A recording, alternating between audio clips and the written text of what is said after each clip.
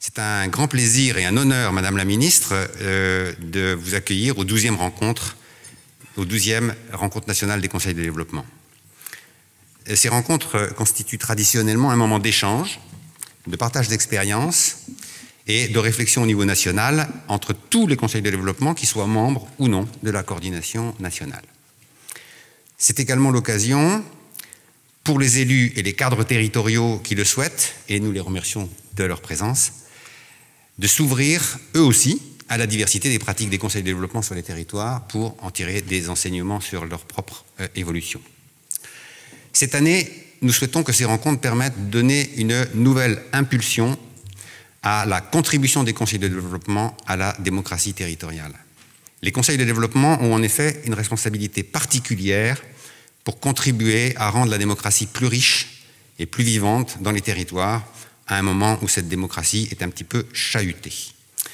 Alors tout d'abord, les conseils apportent une vraie valeur ajoutée à l'élaboration de l'action publique par leur contribution construite, pas simplement des réactions, mais des contributions construites, fondées sur l'expertise d'usage et l'expression des attentes des citoyens, ainsi que l'expression des acteurs de la société civile dans toute la diversité des domaines d'intervention de ces acteurs. Partant de l'expertise d'usage, ils invitent à sortir des cadres, naturellement, et ceci fait écho à l'exposé d'Olivier Bouba-Olga tout à l'heure. Donc sortir des cadres, tant géographiques que de compétences, qui pèsent sur l'action des intercommunalités et qui les enferment un petit peu. Des conseils de développement ont par exemple été acteurs très en amont des réflexions ayant conduit à la création des pôles métropolitains. Ça commence presque à être de l'histoire ancienne. Troisièmement, mais toujours actuel, troisièmement, les conseils sont à l'écoute des signaux faibles de la société et donc ils contribuent à ouvrir de nouvelles portes pour l'action publique. Et enfin, ils travaillent avec les autres acteurs de démocratie participative. Ils sont tout à fait conscients qu'ils ne sont pas seuls sur ce terrain pour enrichir la démocratie. Donc en tant que lieu de débat apaisé, permettant le dialogue entre les élus et tous les acteurs, ce que nous venons de voir, il contribue ainsi à l'animation du débat territorial, d'une part, et d'autre part à la dynamique de mise en réseau des acteurs de la société civile pour faire émerger des projets concrets dans les territoires.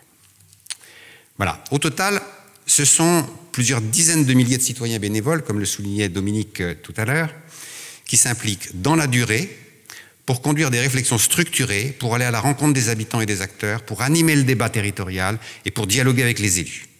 Alors les élus communautaires, mais aussi les maires et les élus communaux, nous en avons parlé, mais je voudrais insister, je peux témoigner personnellement de l'intérêt dans certains territoires que les élus communaux non communautaires portent aux travaux des conseils de développement, qui sont bien souvent pour eux la première et la plus importante source d'information sur les enjeux communautaires, les enjeux des problématiques en tout cas communautaires.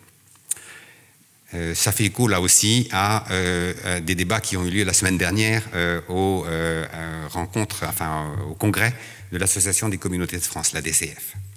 Or, nous avons le sentiment que toute cette énergie bénévole est insuffisamment reconnue et insuffisamment utilisée.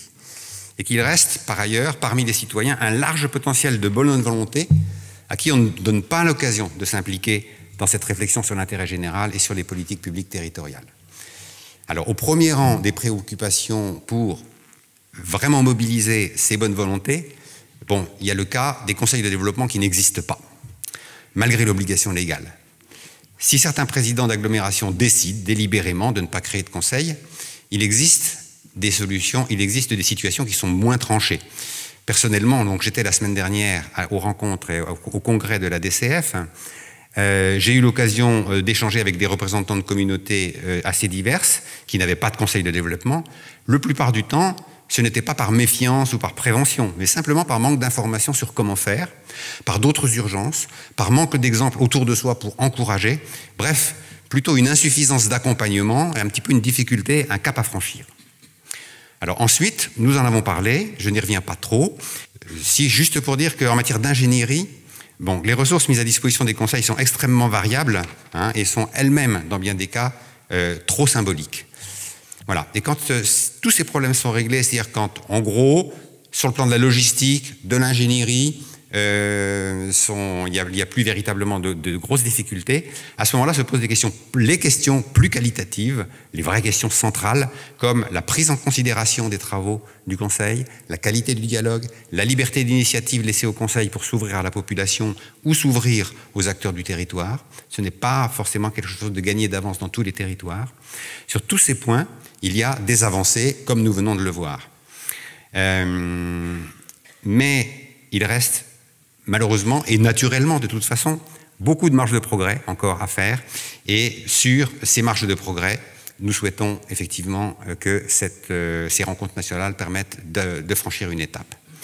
Donc notre proposition pour franchir cette nouvelle étape, que nous avons résumée dans l'appel de 7, que nous avons fait parvenir à Madame la Ministre, c'est de travailler avec les élus territoriaux, à travers leurs associations nationales, sur un programme d'action concret pour accélérer la création des conseils de développement et faire progresser la contribution des conseils de développement à la vitalité démographique, à la vitalité démocratique des territoires. Mais nous avons également besoin de l'État pour jouer un rôle de facilitateur, voire d'accompagnateur, et même de défricheur dans certains domaines.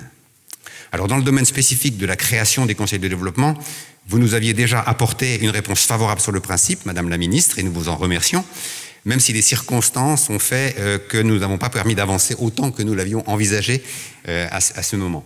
Notre souhait maintenant, c'est de reprendre effectivement cet effort et d'élargir cette démarche à l'ensemble des points que je viens d'évoquer, afin de se rapprocher de notre vision de conseil de développement investi dans une véritable relation de co-construction avec les élus, les acteurs de la société civile et les citoyens, pour concevoir des politiques publiques inventives, pragmatiques et adaptées aux besoins de chaque territoire.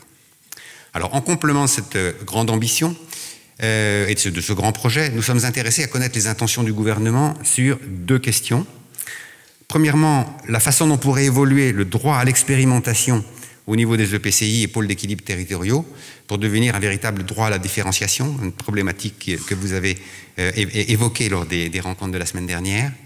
Et puis deuxièmement, la façon dont pourrait être mieux assurée, dès les prochaines élections municipales, au minimum la visibilité des enjeux communautaires et des programmes politiques proposés par les candidats à cette échelle territoriale.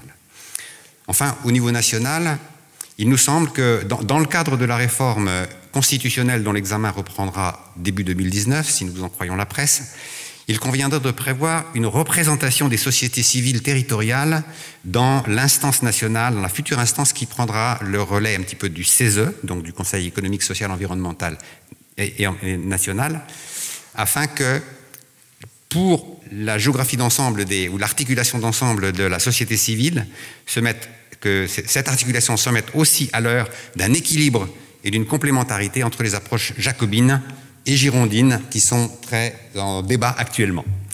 Madame la Ministre, je vous remercie à nouveau de votre intérêt, de l'intérêt que vous portez au Conseil de développement, et je vous cède la parole. Merci.